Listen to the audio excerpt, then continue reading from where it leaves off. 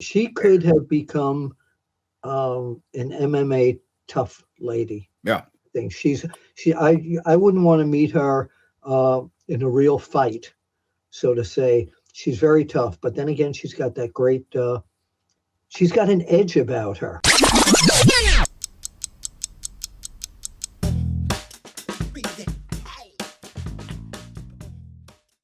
Hello, everybody. I'm your host, Mac Davis, and welcome to another edition of the Wrestling Time Machine, right here on Sportskeeda. And you can find us at WrestleBinge on YouTube, as well as wherever you find your favorite podcast. All right, let's introduce these co-hosts of mine. You know these guys. They are legends. First of all, he is a legendary pro wrestling journalist, Mr. Bill Apter. Hey, Bill. Well, great to be here with you on this wonderful occasion when we're taping this of two things. The birthday of the nature boy, Ric Flair, woo, and Sportskeeda Awards season. Yes. Yeah, we'll get into that in just a little bit. And also, another co-host that's sitting with us right now is my tag team partner every single Friday with Road Trip After Hours. Ladies and gentlemen, WWE Hall of Famer, holla, holla, Teddy Long. Hey, Teddy. Hey, that's a long intro there. I got to shine you up, make you look good, brother. Well, I appreciate that. Thank you so much, man. Glad to be here with you and Bill. It's always a pleasure being with you two guys, man. I know we're going to have ourselves a great show. Bill, I just want to ask you one question. Yes, How sir. long have you had that cap? This is my Darius Rucker cap. Oh, yeah, he does have one, because I know what Teddy's thinking. He's thinking about that other hat you had that had what's the old black one? It's like an old hat. Still has dust on it. Yep, that's it. I've had it for 1 year. Okay. So when you and Mac are co-hosting the International Professional Wrestling Hall of Fame, this is the hat I had made up when I was one of the hosts the past 2 years. So no, I know the one you're talking about. That's somewhere in the washing machine, or it might be this one, the New York one. No, it's a different hat. It's a different hat that he's talking about. It's Sportskeeda one. It's gone. No, well, I would know about the Sportskeeda one. I know how long you had. That one that you're wearing now looked like you've had that for about 20 or 30 years. So that's why I was asking you how long that you had that hat. Darius Rucker invited me to one of his shows in Atlantic City, and I did an interview with him where he talked about wrestling and also sang a Barry Manilow song, because we're both Barry Manilow fans. Yep. And he gave me this hat probably 12 to 13 years ago. Yeah. Wow. Yeah. Well, I keep stuff like that too. Nobody's gave me them, but I got a bag I travel with that I've had over 20 years. And it's just, I call it my good luck bag. I don't go without it, but I've had it a long time too. You can find the video on YouTube if you put in Bill Apter interviews Darius Rucker. No, I'm not going that far. Oh, come on, Teddy. Guys, I got a very special time machine this week. We're going to go all the way back to March 31st, 2017. Ooh. Teddy, that should mean something to you, because that is from the WWE Hall of Fame ceremony where you were inducted to the class. Yeah, that was a real exciting moment and time in my life. That was something that happened to me that I never dreamed that, would happen. I never even crossed my mind that I would ever even go into the Hall of Fame, because I always thought the Hall of Fame was for, the wrestlers, guys that, busted their butts every night, took bumps and stuff. And then when I started seeing them, putting announcers in and different people like that, but I never thought, I would just go that far. So, thanks to the WWE, Vince McMahon and everybody, and thank God. And, there I am, I made it. Teddy, let me ask you real quick, who made that initial call to you about the Hall of Fame?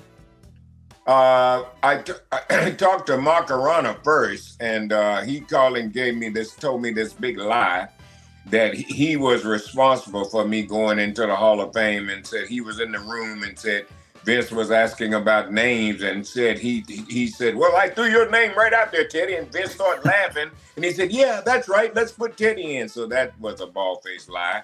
So anyway, I did talk to Vince about that too. So Vince did help, huh? Yes. You deserve it. You deserve it. Yeah, and you know, that's it really, of all the people that I see going to the Hall of Fame, there are some names that I don't always agree with that walk in. There are other names that should be in there that are not in there right now.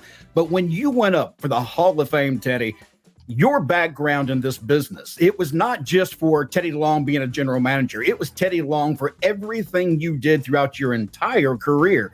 Did you know that at the time? Did you feel like this was an overall look at Teddy Long and not just the general manager part? No, I didn't think about that part of it. I just thought about the job that I had did for Vince, you know, and made him happy.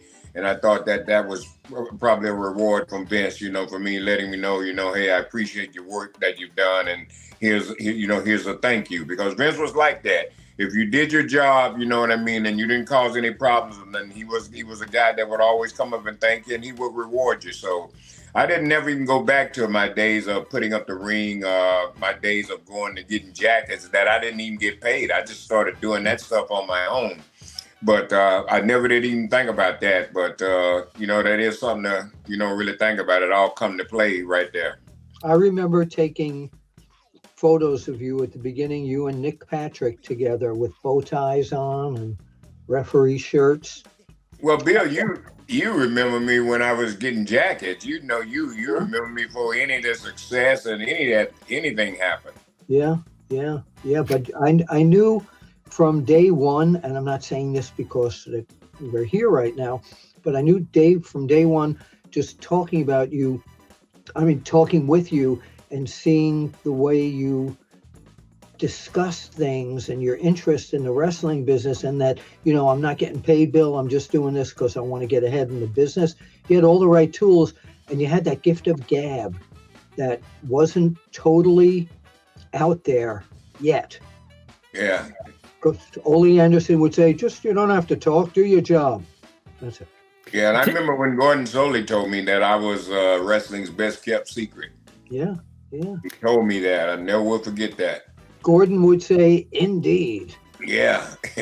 Teddy, I know from personal conversations with you, and you don't have to go into this any deeper than you want to, but I do know that at the Hall of Fame, you were able to kind of give that little middle finger to some people that we all tend to like to do once in a while, all the naysayers and negative people in your life.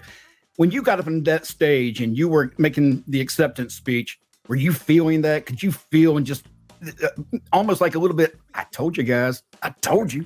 No, I didn't feel it that way. The way I felt it is, I got you. Yep. That's how I felt it. And I didn't, and I made that clear, you know, like I said, I didn't call any names, but there were people there that I know that said I had no talent, that I'd never draw, you know, never be anything. I'd never do nothing in the wrestling business. And some of those people were sitting on the front row. So I happened to be able to look them right in their face and say that Vince McMahon and God proved them wrong. I'm sorry I said all that. If you'll forgive me, please, after all. No, I knew you were going to be somebody somewhere in our business. I really didn't. Again, You deserve it so much. How did you choose the people who were going to induct you, Teddy, or was that chosen for you? That was chosen for me, and Vince made a good decision on that because Vince knew the relationship that I had with JBL and Ron Simmons with the APA, and those were his guys. He loved them to death too, so he had those guys to induct me because he knew that JBL would be honest and straight up and tell the truth, you know, and really let people know, you know, what my history and what my background was. So that was a good decision on Vince. I remember going on. I knew it, but I wasn't going to tell anybody. And I remember Jim Ross called me and he wanted me to go on his podcast, and I did. And he asked me about that, who was inducting me, and I told him I didn't know because I wasn't going to tell him. Yeah. So he knew. Somebody must have told him. So he put it right out there. I said, "Well, you know more than I do." Bill, you got anything for Teddy considering in his induction to the Hall of Fame? Yes, I was thrilled to see that. Teddy, if they weren't available to induct you, and they said you have your choice of anybody but them because they're not around, who would that person have been? Well, the person that I really would have liked to have done it would have been Vince McMahon. And the reason I would want Vince to do it is because Vince would have been honest and he would have told the truth. You know what I mean? Because I never will forget this. I remember when I first came in and Vince knew, what had happened to me, back in the NWA and WCW, with the racism. So I think, and I didn't know this until later, so I think Vince gave me this gimmick, what called the White Boy Challenge, where he had me going out talking about how the white man had kept me down and how, how bad the white man was in this. And Vince knew that I could pull that off because that had happened to me. Nobody else do that but me because it was real with me. So I didn't find out until later on, it started hitting me. I said, now I understand why he had me do that because that had happened to me. So it was real. So if anybody would have did it, like I said, I don't think Vince would have. You never know, but I would have liked to have had him to do it. Yeah. Did Vince have any say so in your speech itself? No, not at all. They wrote a little something for me and everything. But my thing was this: I'd sit through so many Hall of Fames, and I watched so many guys get up there and just talk all night long. And it don't take all that. You got other people waiting to come on. So my thing was this: I'm going to get up here, make my thing short and sweet, give the people one-on-one with the Undertaker, tag team match, things that they want to hear, and I'm out of here. Yeah, give them that little dance. I had to give them the dance. Do you remember how long Mr. T went on one of the Hall of Fame shows? No. I remember it was a long time because he kept talking about his mama the whole time. He was talking about his mama. But I do remember another inductee on the same night that you went in, Teddy, and that was Diamond Dallas Page.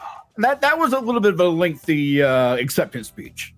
Yeah, well, those guys, like I said, sometimes they just get carried away with the conversations, Me, I just always learn, less is more, and that's why I was so happy to have had the opportunity to work real close with Vince because I learned a lot from that man, on timing and what needs to be done out there, when you're live and stuff. So I paid attention to everything. So because I didn't want Vince jumping all on me, that. Oh yeah. That come to Jesus meeting. I'm gonna tell you that right now.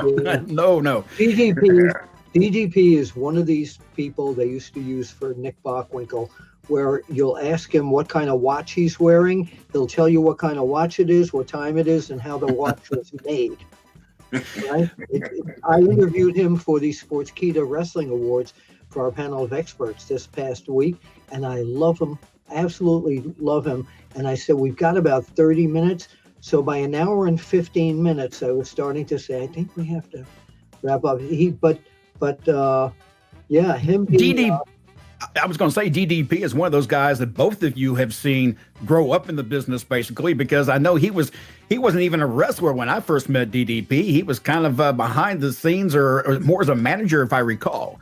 He wasn't an actual manager. So you've seen him come up. I mean, I'm going to be honest with you. That particular class of 2017, Teddy's class, great class of all the Hall of Fames. Is probably one of the more stronger Hall of Fame inductions that I enjoyed.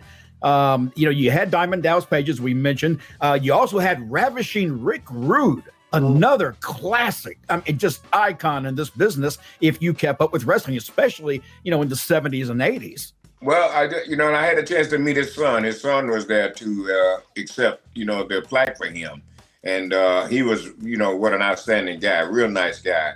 And like you said, so many other people. I congratulate them then, but let me say still congratulations. Kurt Angle, the Rock and Roll Express, those guys are in there. And then we had another kid, I forget his name, that they gave the humanitarian award to. I think was that. I can't remember who that was, to be honest with you. I know that the entire list that was in your class was you, Diamond Dallas Page, Ravishing Rick Rude, Beth Phoenix, the Rock and Roll Express, Kurt Angle, and of course, Teddy Long. Yeah. I got to tell you something about the Rock and Roll Express. Yeah. I was backstage at the reception before time, and Ricky and Robert are two of my closest friends. I adore both of them. I really did. Ricky comes over and he says, Bill, when we make our speech tonight, we're going to thank you, too, for putting us on all those magazine covers. I said, thank you. So that would be really nice. So they never got to that part of the speech.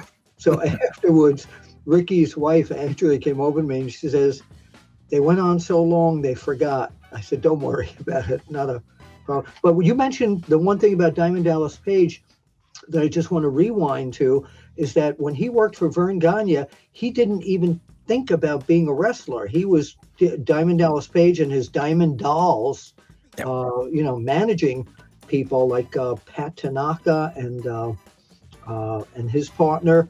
But an amazing story, a guy that started off, again, like Teddy, putting up rings, wanting to be in the business, managing, and then bursting out. And after no one thought he could be a 5-star wrestler, breaking everybody's mind and becoming so great. I never would have expected Diamond Dallas Page to have been world champion. I honest to God, I never would have. But when it happened, it felt right. It was just right. He was in the right time, right place for Diamond Dallas Page, and he came up at a time during Nitro where they needed somebody like Diamond Dallas Page to keep those numbers going in the fight against WWF or WWE. Yeah. Yeah. So let's talk about somebody else that was in there. Beth Phoenix. We've seen her quite a bit lately now on WWE. She was another member of that 2017 Hall of Fame. She is quite something, just incredibly different than most women who have ever accomplished anything in wrestling to me. Well, yeah, she's another great person too, man. I had a chance to meet her, when she first started breaking in OVW. And she tagged up with a lot of other divas that were down there and stuff. So Beth was always just super nice. And when I found out that her and Edge, and, me and Edge were real good friends too, because, Edge is a dog lover like me. So Edge had this little dog named Branny. And so we used to always talk about Branny. And Edge sent me a video one time where him and Branny was in Target, and Edge had Branny in the buggy in the grocery store running around. So, and when she married Edge, I thought that was great because she was, been in the business a long time, and I could see she was having a few struggles there trying to find her way. So, her and Edge hooking up, I think that sealed the deal there. And so they're just, what a great couple and just two outstanding people. Yeah, Bill. She's very tough. She's very tough. Oh, yeah. Sweetheart. I was going to say, Bill, that this past weekend at the pay-per-view for Elimination Chamber, she put on a hell of a match. Her and Edge against Rhea Ripley and I can't remember the other guys. Finn Balor. Yeah. And just a great match. Beth Phoenix still has a great look. She can still wrestle. She could have become an MMA tough lady. Yeah. I think I wouldn't want to meet her in a real fight, so to say. She's very tough, but then again, she's got that great. She's got an edge about her. Ooh, I think. And when it comes to Rhea Ripley, you didn't hear that, did you? She's got an edge about her. She got an edge, Stuart. Oh. But she is competition for me for Rhea Ripley. I'm actually surprised that they haven't pushed a little bit more action between the two because, truth be told, Rhea Ripley doesn't have a lot of girls that I believe can beat her. Not if you just eyeball them. Beth Phoenix is somebody I think would be a hell of a fight. If she's in it for the long run.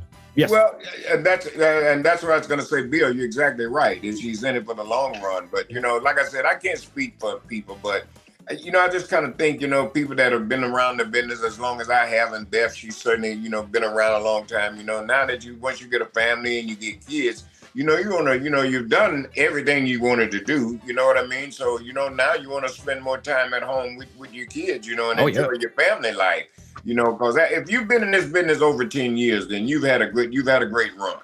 And to walk away, what I mean, it wouldn't be no problem if you just wanted to go home for family time. So that's the way I feel about it now. I sleep in my own bed every night. I do meet and greets. I do whatever I have to do, but I wouldn't care if they never call me.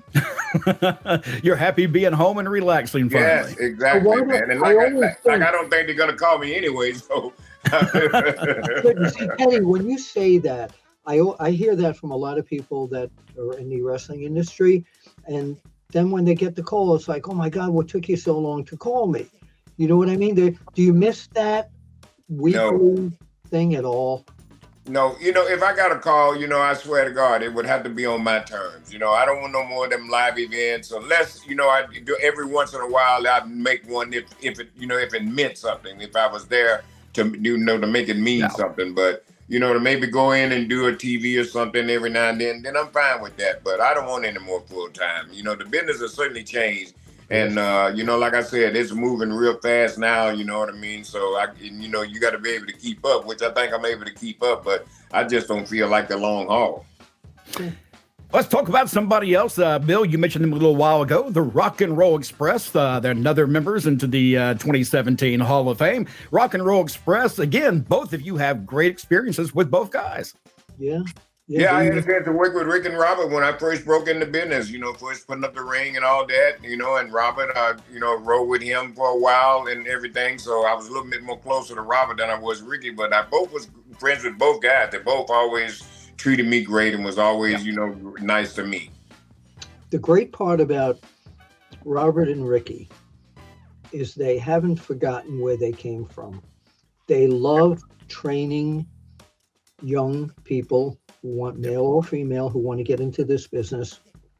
Ricky is always, and so is Robert, imparting their wisdom of how to become successful. And because of that, Ricky's son, Kerry Morton, has now got an NWA championship. And anyone that Ricky has trained or Robert has trained, they're not, he always says, don't be an imitation of what we are. Make what you should be of yourself. And that's the whole key, because there are so many teams that try to emulate the Rock and Roll Express, and maybe one or two of them, like the Fantastics and who else am I thinking of? Let's talk about current day, Bill. Shawn Michaels and Marty Jannetty. I mean, they were like clones of the Rock and Roll Express. Is there somebody today that's even close to what the Rock and Roll Express used to be as far as selling? Because for me, the Rock and Roll Express, the selling and the work was just incredible. And I'm not sure that many people focus on the selling as much as they should. Robert, poor guy, man, he got his ass handed to him more times than I can count, but he could sell. And that's...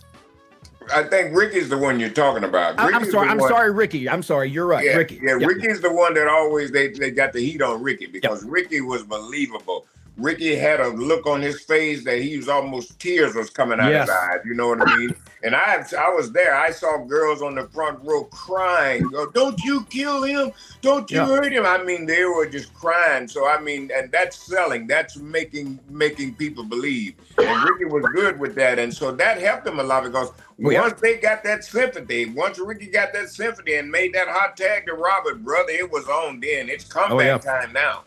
Oh yeah. I'm going to tell you a story that you don't know about them unless you bought the magazines. We ran a Win a Dream date with the Rock and Roll Express when they were on top at Jim Crockett Promotions. And the two young girls that won that were flown by Jimmy Crockett with the Rock and Roll Express to Manhattan, to New York City, where my wife and I chaperoned them to see the play Cats, the musical Cats. The two of them were so gentlemen. Both of them were such gentlemen. With the dinner that night, the show, they were perfect gentlemen. So beside being incredible in the ring, they're two really wonderful guys. Yeah, Robert, I know Robert better than I do Ricky, and Robert has always been very friendly, very nice. Teddy knows we'll hang out sometimes when we're around each other. And I've even had the opportunity of working with some of Robert's students. So has Teddy, not too long ago. And they both are putting out incredible workers in the ring. They do care about the business, and it takes that to continue this business, because without that knowledge being passed on, I'm not sure where our wrestling business goes. Yeah. And you asked about some current team that might be like clones of them. It's very hard for me to look and just pick out a team that is anything like them. I mean, if you go to the Mexican Lucha Libre side, you'll see a lot of guys doing all those high spots. But what Ricky and Robert did that was different is they tempered the high spots. It wasn't every 10 seconds. They wrestled and they tempered the high spots. Well, a lot of guys today, it's, my God, did you see what I did out there? 20 high spots. Yeah, but see, I'm sorry, go ahead. Yes, it was. See, those are the guys that are in business for themselves. Right. And I was going to say, too, here's Ricky and Robert still working to this day because they didn't overdo those high spots and hurt their body. And they go out right now and get the same reaction they got 20 years ago. Yes, there they is do. a little difference, though, when the reporters ask them, do the girls still throw their underwear at you? You know what they say? It depends. Yeah. Kurt Angle was another member of the 2017 Hall of Fame. Guys, any memories of Kurt Angle? Kurt, I had the opportunity to work with him for a while too. He's another guy, great guy, man. And it just ain't nothing bad you can say about Kurt. Kurt was the real deal, man. And I never will forget the time Eddie Guerrero, God rest his soul. I remember the time Kurt and Eddie had a match in the ring, and I guess they both got a little stiff. And so once the match was over, they came right back and they continued it backstage. So we had to break them up. So these two guys, Eddie and Kurt, they were the real deal. But Kurt Angle, had a chance to be with him on the 25th, Raw's 25th, and he was part of that segment that I was in. And he was old school, and nobody came up and said a word but Kurt. Because old school, once we come back, we always thank the guys. Hey man, thank you for the night. Nobody said that to me, but Kurt Angle, he come right up, and I really thought, obviously, that's what we don't have no more. Yeah. Bill, how about you? Kurt Angle's one of these guys where if somebody comes over to you and say, oh, come on, that stuff is all fake. It's all phony. It's all fixed. I didn't know it was broken.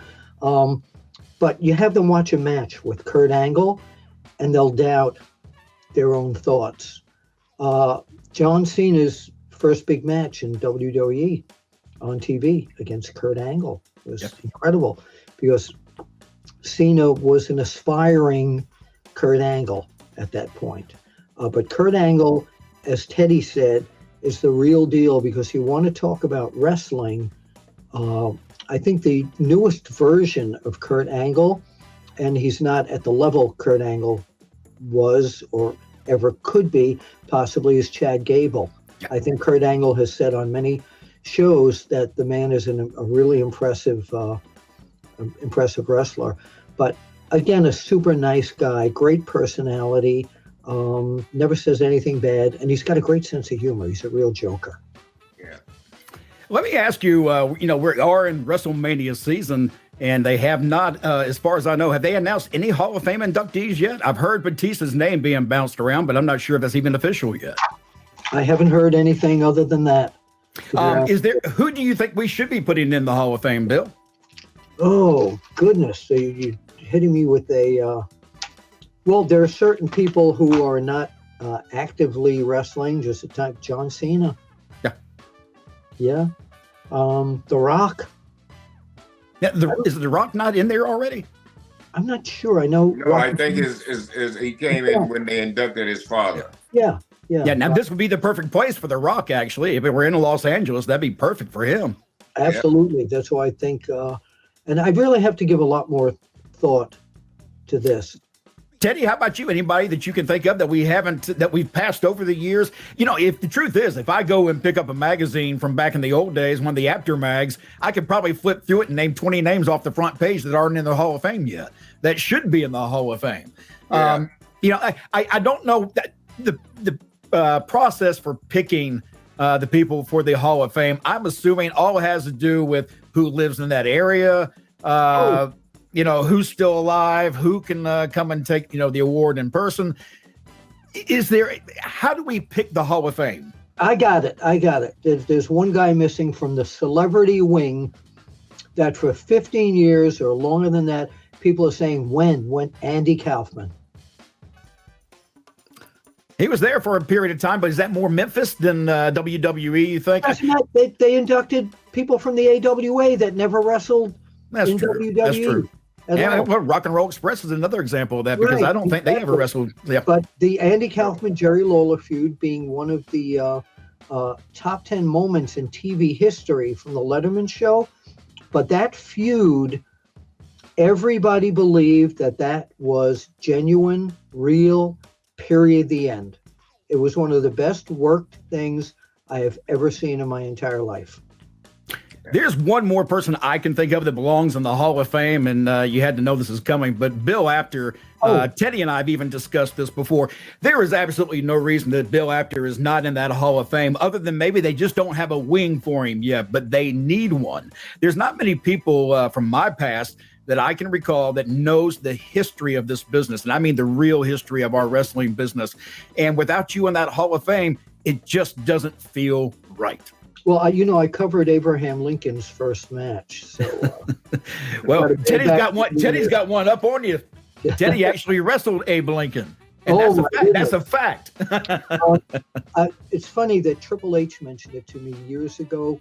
He said, we just have to find a reason to do it. And then the next year, they brought me down to do the pilot show that became that JBL talking back and forth interview show. I was the pilot host of that. And I keep getting calls from WWE to come and be a talking head on some of the things. So yeah, maybe they need a wing for media. They do. They need one that includes you. That's just all there is to it. I don't care where they put you, but they need to have Bill Apter in that Hall of Fame. I certainly agree with that. And let's not forget, not only Bill Apter, George Napolitano. Yes. George. Let's don't forget George about Napolitano, Norm Keitzer, Bert Sugar, Paul Heyman. I'm sorry. Did I say that out loud? He was one of my best photographers for years.